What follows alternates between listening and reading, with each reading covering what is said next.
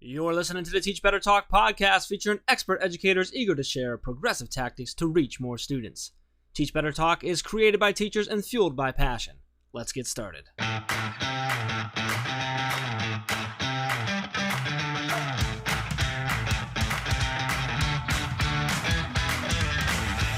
Hey everyone, welcome to episode 143 of Teach Better Talk. I'm Ray Hewert, and as always, I am with my techie friend, Jeff Gargis. Jeff, how are you doing? Techie? I think you've used that before. I have used it before, but no judgments, dude. I just wanted to say hi and ask how your day's going.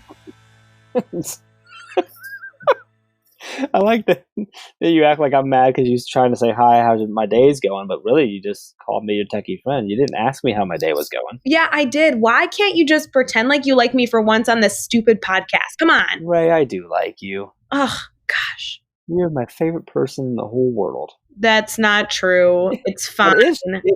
I mean, I have multiple worlds, so it depends on what world you're talking about. But anyway, I do appreciate you, and I'm sorry for already giving you a hard time, but let's face it, you'd think less of me if I didn't. It's true. You did just help me solve a tech problem on my computer because I'm trying to be cool and have a good breakthrough. Yeah, I was trying to be cool and figure out like video editing, and I literally know nothing about it. I'm like a fish out of water, a little uncomfortable. And Jeff showed me this cool tech tool. Let me show you guys. Hold on. It's called copy and paste. It's true. Well, you make it too simplified there. It was a copy and paste of a specific type of file that you didn't realize you could copy and paste between. Okay, the problem I've been having for 24 hours, people, 24 hours. I was like, how do you fix this one problem in this program I'm using? And he says, you could just copy and paste it. I'm like, man, why did I think of that? You do such a good impression of me. It's so spot on. That's how you sound in my head. Yeah, so that's exciting. That's fun. I'm glad that we're about 2 minutes in and this is where we're at.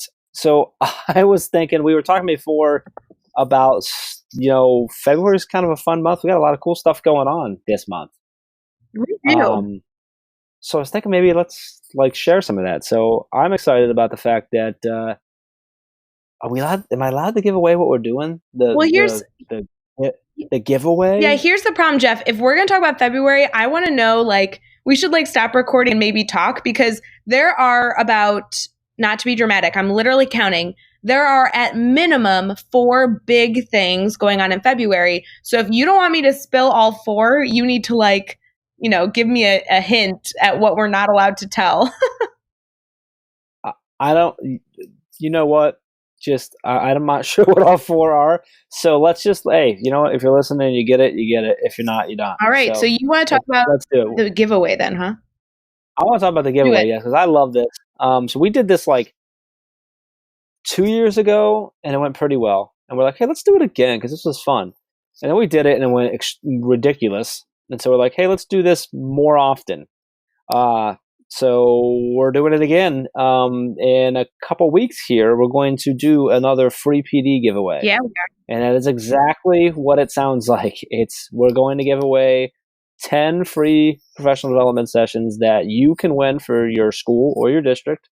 And there's no strings attached. It's literally free. We cover travel. We cover everything. We come out and we do typically, it's a 60 to 90 minute session on pretty much anything you want. It's a pretty simple thing. You'll see us push it out. It's a really quick form you fill out to give us the information, and then we draw random teachers, and we give away 10. Now, I'm not going to lie, Ray, the last couple of years we've said 10. We've given away more than 10, but 10 it is. And it's really, what I love about it is basically what it is one of the most common questions we get is, hey, can you come to our school? And of course we can, of course we want to, but not every school's in the position where they can bring us out. They can't always take, it's just the funds aren't there, whatever it might be. So this is a way for us to just be able to go connect with more teachers, to hopefully have a bigger impact with more teachers by then reaching more kids. It's for us to get connected with more people around the country and get to know them and have some fun and get in more classrooms and help more teachers. And that's what we love to do. So I am so pumped up that we're doing this again. and excited for that to go. So that's in a couple weeks. So that's fun. So that's one. Okay, so that's one. I'm trying to count. Oh, You yeah, said that's 4. one. And I'm really excited about it. And I'm sure at some point you'll catch me on a live, or maybe we'll do it on this podcast. And I'll try to figure out all the ways for you to cheat so you can win the free giveaway. It's like it You is do because that. you guys should know, like, I'm involved with the team in a lot of areas, but in the free PD giveaway, I literally do nothing besides create the graphic. So I always ask all the questions you guys want to know, like, if I enter more than once, does that help me? And like all this other stuff. I just want to know how I can cheat so y'all can win. That's all I'm saying. No, it doesn't help you. Why doesn't it? Should. I'm putting my foot down on that. All right, so that's one. What's another one? Okay, another one is that we will have a new course releasing at That's right, Teach new Better course. Academy in February. And the new course, are we going to spill the beans on what it is, or should we just wait and hold off on that? You know what? Let's see who's listening. Okay. Let's spill the beans. Okay, new course coming out in February is focused on student goal setting and student reflection, happening purposefully and with fidelity to actually improve your instruction. So I'm super stoked for that one to come out in February. I cannot believe you just told them what the course is about. Man, you told me I could. That's okay. So that's a new course. Okay, so that's 2. I'm like, I know what one of the other ones is. Well, do you want to go with a exciting one or a mega exciting one coming in February? There's 2 left. Well, I know the mega excited one. So give me the excited one. Okay, the other exciting one is that we will have a February hashtag Teach Better Challenge. And that is going to be going on next week, the week of Thanksgiving. I'm sorry, I said Thanksgiving. Hello, February. Okay, the week. You're messing me up, Jeff Gargis. The week of Valentine's Day. Gobble, gobble, gobble, right? Oh, man. The week of Valentine's Day. It'll probably be like the 12th to the 14th. We're going to do a love challenge for all of our Teach Better family out there. So I'm excited for that one. Can I say the mega one? Because I know the mega Only one. if you put like an epic drum roll right here in the podcast recording. All right, pause for drum roll. That was horrible. I was going to get a drum roll sound to put in there, but yours is now the official drum roll sound of Teach Better Talks from now forever. No. So thank you for that. No, at the end of this month, we will be announcing details for the 2020 Teach Better Conference. I don't know. This is too many announcements for 1 month. Let's take a few of those and not release them in February and move it to March. All right, we'll move the conference to March. No, don't move the conference. Everyone's excited for that one. We can do all this. We're doing the PD giveaway. We're doing a new course. It's already like in the works. We're doing the challenge. The challenge is all set up. Yeah. So like it's all good. We're good. We're gonna announce the stuff about the conference at the end. So that means we're announcing stuff like all the details. And then is that one? Are we opening up submissions for proposals at that point? No, too? that will be coming in March or April. So we're launching February. You'll find out the date and the location, and we'll be teasing out. We have an amazing group of speakers that will be slowly announcing and celebrating that they'll be part of the event.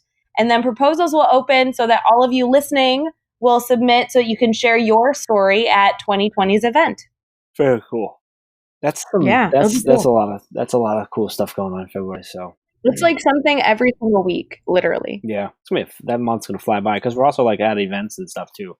We don't have time to talk about that in this episode. We'll highlight those in maybe the next episode or something. But super cool, really excited. So also excited about this. Really cool. Let's talk about the episode right now. So this episode we have Barbara Hanna, who is the founder of a company called Cyant, which we talk about quite a bit. And it's a really cool ed tech company that she described as it's sort of at the intersection of technology and the arts. And their goal is to inspire learning and creativity and then make technologies such as things. They have a big focus on like 3D printing accessible for everyone. So Barbara, she's a PhD. She's a technologist is how she refers herself. 20 plus years experience working with cutting edge technology and really sort of translating complex technology concepts into practical applications. So I really like her angle and things. She's got some really cool, I think, viewpoint and vantage point of how all this fits in. A big focus on like STEAM and STEM and the pop-up workshops that she talks about, and some really cool stuff that they're doing and they're trying to do to help facilitate really cool future-ready learning, for lack of a better term. I really loved her failure story. It's one that's not it's outside of education, outside of her profession, and to something more personal. Really connected. It was really, really cool. She talks about sort of the recalibration of what learning is and this intersection of different content areas. I really enjoyed the conversation with her. I really like her viewpoint. Anything you want everyone to take away from, or should we just roll? Well, we should totally just roll, but she's all about purposeful tech integration and making sure that you're relating what you're doing and the program she supports to the real world application. So I love that stuff. Go for it. All right, episode 143 with Barbara Hanna. Hey everyone, it's Ray. We're going to get right back to the episode, but we have to talk about Mastery Chat real quick. Hashtag Mastery Chat is our conversation every single week over on Twitter, happening Thursday nights at 7 o'clock Central, 8 o'clock Eastern. I never thought a Twitter chat could be more intense, but holy cow, do I love Mastery Chat nights. Really rich discussion, educators from across the world, and I always leave with a new idea that I'm ready to use in my classroom Friday morning. Don't forget to mark your calendars for Thursday at 8 o'clock Eastern, and we will see you over on Twitter. Now let's get back to the episode. All right, we're here. We are chatting with Barbara Hanna. Did I say that right? I should have asked you that. Is it Hanna or Hanna? It's whichever you want to say it, but Hanna is fine. I love that it's whatever I want. Yeah. Hanna works. That means it's actually Hanna Ray, but she's trying to be nice to me. No, you're fine. You can call me Barbara too. So Barbara, it's super nice to have you on the podcast. We're already laughing, so this is a great start. This is very good. This means it's going to be a good episode. I'm excited about that. We're excited to kind of dive into your story and learn more about you. Before we go too far, how are you feeling right now? I feel good, thanks. And first, thanks for having me on the podcast. Really excited to talk to you both. And really looking forward to this conversation. Barbara, we're going to have so much fun, but don't ever give Jeff that much power just deciding how to pronounce your name. Trust me. Bad route to go. Okay. You know, the first question is really simple, and I'm excited because I know that, we've been connected for a bit, but not quite learned your whole story. And so the first question has you tell us a little about yourself, kind of answering that question of what you do. Sure. So I'm a technologist, and I have been fortunate to work in cutting-edge technology areas for the past 20 years. My background is in actually a field called computer vision and machine learning. It's pretty popular right now. And I, along with teams and colleagues, have developed and translated complex technology concepts into practical applications. And we like to do so with clean user interfaces and things that are intuitive, because after all, we design systems and software for human beings. I happen to be also particularly passionate about fostering technologies that educate and connect individuals. And I also have a deep appreciation for the arts and design. So in the past few years, I've been building a company called Cyant. It's a business that is using emerging technologies to foster learning and creativity. And our goal is to offer tools that are accessible to use and easy to use, and experiences such as STEAM workshops, so that people of all ages, particularly kids, can learn easily and create by the connection of art and technology. All right, so you kind of touched on it, so now I want to have you dive a little bit further into it. So science, kind of take us into from an educator's point of view. What are you doing? What are the opportunities there? What's available for an educator to utilize? Or what are you trying to build for educators to utilize there? Can you kind of dive further into that? You mentioned about the workshops and things of that nature. Can you Sure. give us a little more of that? So the first things are tools, and we're particularly focusing on 3D printing and related technologies right now, because this is a technology field that's disrupting industries from education, jewelry and fashion, to manufacturing, healthcare, and space exploration. So kids of today most likely will have jobs that involve 3D printing, or need some skills that are related to 3D printing. And what we found with 3D printing and related technologies is that they can enable all types of people, from creatives and designers and makers to doctors and scientists, to be able to bring their ideas to life at lower cost and increasingly using sustainable materials, design, and production options. But what we've also found is that it's kind of an area that remains difficult to learn and access for many. So this is why we created our app Science Lab, to kind of let people of all ages, no background, easily and intuitively create 3D models and print them. And we've done so focusing on something that humans have known and been doing since prehistoric ages and are still using. It's drawing. So we wanted to, create tools and interfaces around a very simple human experience, as I mentioned, drawing. As far as, how we want to support teachers and educators, I think there are several areas. First, as I mentioned, we want to help prepare kids for the future of work, and open up the world of 3D printing and digital fabrication to a lot of kids. There are a lot of areas where we can help kids learn. One is 3D printing materials, see how 3D printing is used in the real world. And we've actually created a series called Scientists We Love, where we showcase innovative scientists, engineers, artists, and designers that work at the intersection of disciplines and use 3D printing. So it's really concrete what those people do. And that's also content that's in the app. Another thing is we want to make more 3D printing options available in the classroom. A lot of teachers have access to desktop 3D printers, and that's great. That provides a first access to 3D printing in the classroom. But we've also made it possible for people to order from 3D printing services. And the advantage of that is you get exposed to more materials, not just plastic. So it gives, also that angle. But you also get exposed to more technologies. There's, more to 3D printing than some of desktop 3D printers that people see sometimes. And it's important for kids to learn to start appreciating the differences. Another area which is, I think, really important and become a great topic of conversation is park learning and creativity. So just by providing tools around drawing, I think we offer kids the opportunity to use their imagination and be pretty, use their unique skills and thoughts to create things. But at the same time, we've provided templates and grids and made it possible for kids to use things like photos to come up with ideas.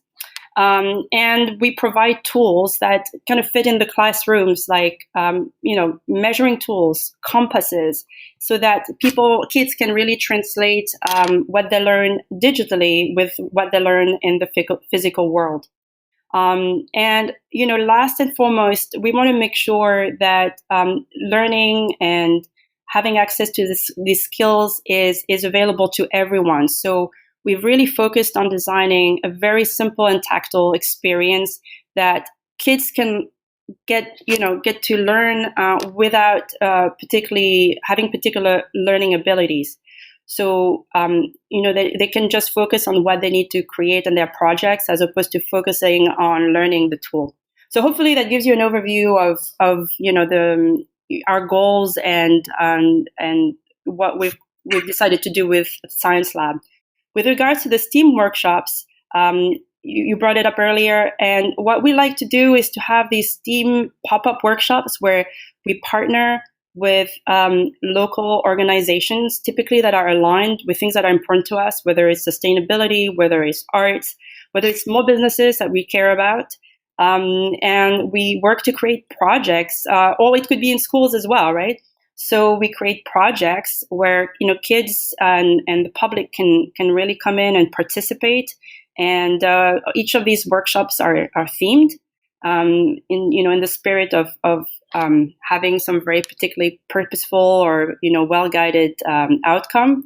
Though sometimes it's a little bit more free thinking, and we try to have experiences where we have good learning and fun and creative outcomes. So hopefully that also gives you an idea of what we do on the STEAM workshop side. Yeah, very cool. So those pop-ups, where are those typically happening at? Are they in New York? Are they around the country? Where? Yeah, we tend to try to have an impact locally. This being said, we're now in touch with people outside of New York. But at one point we did a few workshops in California, and then we've done a few here in New York. And again, it's really about us reaching out to communities and organizations where we are aligned and we really feel like we're going to make a difference for, a particular event or a local community. So, like recently we had, we had opportunity to work with Grow NYC in New York City, and that was a lot of fun. Very cool. So starting a business, you're growing an ed tech business, a lot of things like that. You've done a lot of things in your life already. I'm sure you have a lot of stories you can pull from for this next one, but can you share a story with us about a time in your life that you've had a failure? Can you tell us what happened? How did you overcome it? And what did you take away from that experience? Sure. So indeed, working in the business or technology, we often have things that don't go our way. I don't know if I like to call them failure, but I really, because it sounds always really do. And in practice, things keep moving. And speaking of keeping moving, I just thought actually of one example that, and in the spirit of making connections, which is, something important at Cyant, that is not related to necessarily business or technology, but I think that's been a really good point of learning at some point in my life. So I happen to love sports. I've done quite a few in my life, and I love to run. So in New York, a lot of runners. So I'm one of them. And a few years ago, I entered. I was training for races, and I kept setting goals for these races, and I entered one, and I was really, really determined that I was going to hit a goal. And I had really looked forward to that run. I started, it was I think early summer day, but it was a little sticky and a little hot. And I got into the race and I started running. And at some point, I just didn't feel right. And I think at this point, I started feeling like I was a little, running out of steam. I just started feeling really upset because I had this goal, and I started feeling like I wasn't going to be able to accomplish it. And this is where I think I had this little breakdown, and this is where the learning moment happened. Not just so much of the breakdown, but what I thought after it. So I decided, and it's really the only race I've ever done this. I decided to stop, and I just quit the race. And it was a total breakdown because I never do. And I just, but at that point in time, I wasn't really thinking. And I left the race thinking, well, was that the right thing to do? And in hindsight, I really regretted doing this. And I considered this a failure because like I said, I never like to quit a race. But it's also the failure at that point in time was to rethink my frame of mind. I let the conditions of that moment completely overtake my thinking. And instead of rethinking what success meant at that point in time and how I was going to, recalibrate my goals to, achieve what I wanted to achieve, I just said, okay, it's all or nothing. I'm doing this or I'm not. I'm not doing it. Therefore, that's the end of that story. And after I sat down and looked back on this, I'm like, well, I could have finished the race. I might not have done quite the time that I wanted, but I would have been more satisfied, had I finished the race. So the reason why I think it was important is because after that, and I think I really kept that thinking through a lot of other things I did, is I never let myself, quit a race or stop the project or do anything. Because it's really about reframing. If something doesn't go right, that's, sometimes there's nothing you can do. The conditions aren't right. Maybe it's the weather. Maybe you had something to eat the night before that didn't quite work for you. Or, maybe you don't have the right people to pull around to get the right advice or move forward. But it's no reason to stop. It's a reason to pause for just 1 second and think, okay, maybe I can't quite meet this objective at this point in time. But what are the things that I can actually achieve now, given the conditions around me and the conditions within me, and rethink success so that you are actually moving towards the next goal. And ultimately, over the long run, you will achieve that success. Does that make sense? Yeah, it makes a lot of sense. Absolutely. Yeah, that's powerful. So and the reason I like this running metaphor as or example as well is, in technology, we have this thing called this methodology called Agile. And it's really reframing also a lot of how we move through work and how we do work, and sort of reframing it into sort of shorter sprints with goals and demonstrations along the way. And so it's never, quite of a kind of very monolithic goal and success or failure. It's always these kind of shorter iterations where you kind of constantly adjust and you keep moving. If that also makes sense. Yeah, Barbara, I think that's so powerful. And, whether it's the advice that you shared in your failure or even just the focus you have on, with the company, the work that you guys are doing, it's purposeful integration of 3D printing. And you're focusing so much more than teachers saying, oh, I have access to a 3D printer. Great. I'm going to make every kid's going to make a keychain. Like, okay, but what are they actually going to do with it? Where can they see it in the outside world? How is this relatable to their futures? Your continued focus on that, I think, is going to make a massive impact, even more so than it is right now. And I think that's an incredible kind of like concept to have built your team off of. So very, very cool. Thank you. In terms of all the work that you've done, the stories you've shared thus far, your dedication, your passion, what's exciting you right now about education and everything that you're involved in? Oh my goodness, quite a lot actually. And I say this both seeing what, so I'm a mom, by the way. I have a teenager. So I've followed also how he's gone through those years of education compared to what I had as a kid, but also seeing the conversations from teachers all over the country and beyond.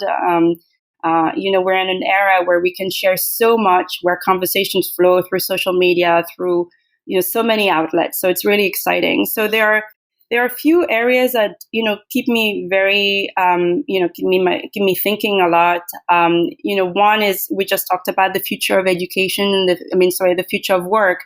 And I really see so many emerging technologies. And as I mentioned, I'm a technologist, so it's always really interesting for me to think about how can we best educate kids, give them a glimpse of what's to come. I don't think they need to be experts necessarily, but just get excited about the opportunities, and so that when they're ready to specialize or ready to dive into a topic, they don't feel intimidated. And I say this as well because sometimes kids don't necessarily feel that they can learn a particular topic, and or that maybe their family, no one has done this before. Or, maybe because of their gender, one way or the other, this is not an area that they should, pursue. And luckily now we're able to kind of combat a little bit some of these thoughts, and to let kids know that they can really, do and be anything, but also, be thoughtful about how they approach, all these future emerging technologies. So that's one area. Another area that gets me excited is to continue to see how people are increasingly valuing the intersection of disciplines. I grew up being encouraged to think along a lot of disciplines and connecting the dots. And at one point, I think a lot of discussions were around particular topics. And now, thanks to STEAM and STEAM learning and STEAM framework, people are recalibrating learning and teaching as, intersections of different, curricular areas. And you can now see connections between arts and math and sciences and history. And it's super exciting because I think it's a really fertile playground. And also because throughout history, this type of intersections have really been the most prolific to, for thinkers and for people who've really made differences in humanity. So to see that conversation going on the education world has been really exciting. And finally, on the sustainability side, which is an area that's really important to me, I feel like we're at a time where we have an opportunity to really also teach kids about cause and effect, about really designing and producing things with the end of life of an object as something to keep in mind, and we can also start get kids to appreciate circular design, circular economy, how to create things with more respect for the impact on nature, with the impact on the world around them and other human beings. And we see now nature as a source of inspiration, and with areas such as bioinspiration and biomimicry, which is very exciting. I could go on, by the way, so stop me because No, this is great. I love the the sustainability piece is really great. The recalibration of what education is, and that talking about the intersection of the different concepts, stuff like that's really awesome. It's super that is super exciting. I love that that's a passion of yours, and I was just loving how many things have you excited about. That's so cool. I love it. So I'm gonna make you go on to this one though, and we're gonna have some fun about this because Ray always gets excited for this one. So we're gonna do the next 6 questions. Ooh. Your goal is to answer each one in 15 seconds or less. Are you ready for this? I'll try. All right. So now this first one though, I gotta say it cannot be your own ed tech tool. Fair enough. All right, here we go. First one. What is one ed tech tool or just tech tool in your life that you cannot live without? Okay, 2. Dropbox calculator. What is a book that you're reading right now? So I'll talk about a trilogy my son and I have been into. It's by Neil Shusterman, if I said it correctly, with the first book called Cyant. And it really not only is an engaging story, but I think it raises interesting questions about humanity and empathy and all sorts of things that technology can actually create. So I'll leave it at that. Who do we need to follow on Twitter or Instagram today?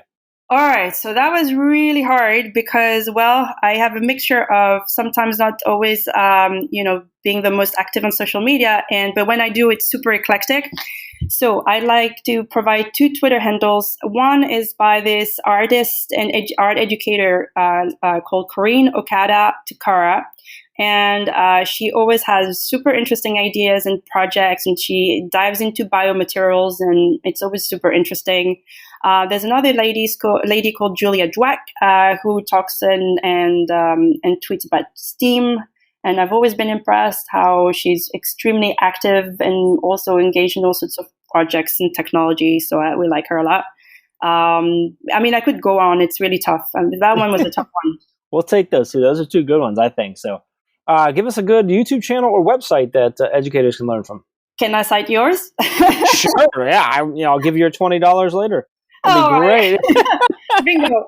All right. Now, and here again, very eclectic. So I would encourage people to also go outside of the education world. In addition to yours, we tend to really look at all sorts of sources. There are sites like Colossal, Zine, Design Milk, and that offer a lot of great, views inside of the design world, 3D printing industry for 3D printing news. And, I could go on again on the type of websites that are interesting, but certainly for us, it's a huge range of website that we could advise on. Give us a daily, weekly, or monthly routine every teacher should get into. That one's hard because I highly respect the work of teachers, and I don't pretend to be able to provide the best advice there. But I think breathing would be getting into breathing would be a good advice and a daily routine for everyone.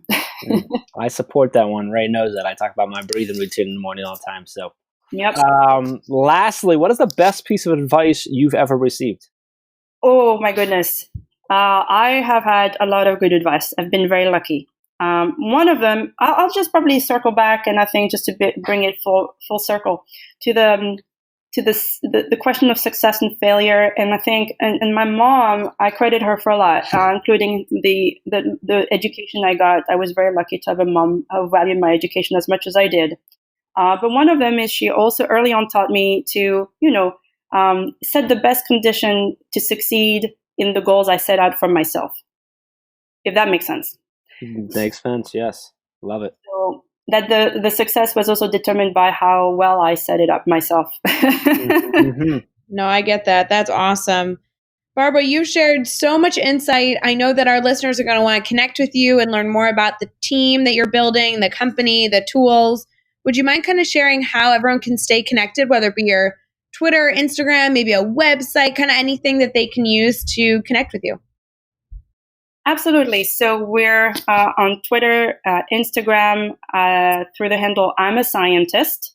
And on our website, you can definitely find more about what we do, www.cyant.co. We also have a Facebook page. Also, I'm a Scientist, so we kept it simple for everyone, and same for Pinterest.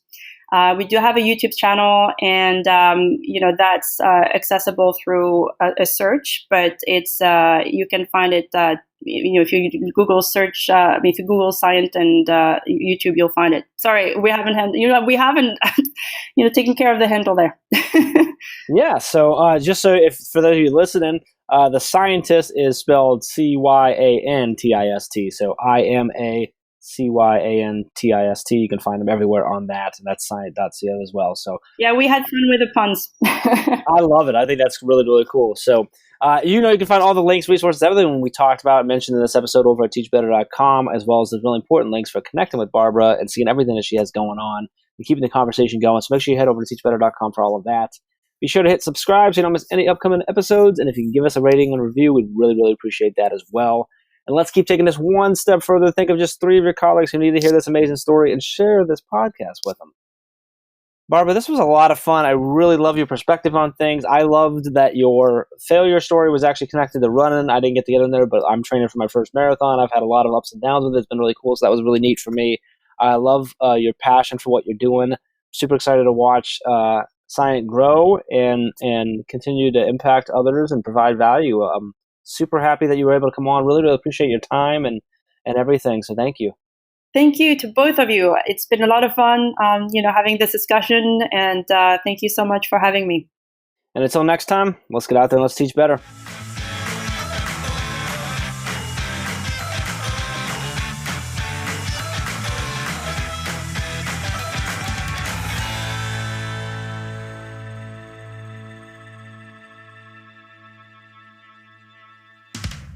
That was horrible. I was going to get a drum roll sound to put in there, but yours is now the official drum roll sound of Teach Better Talks from now forever. No. So thank you for that.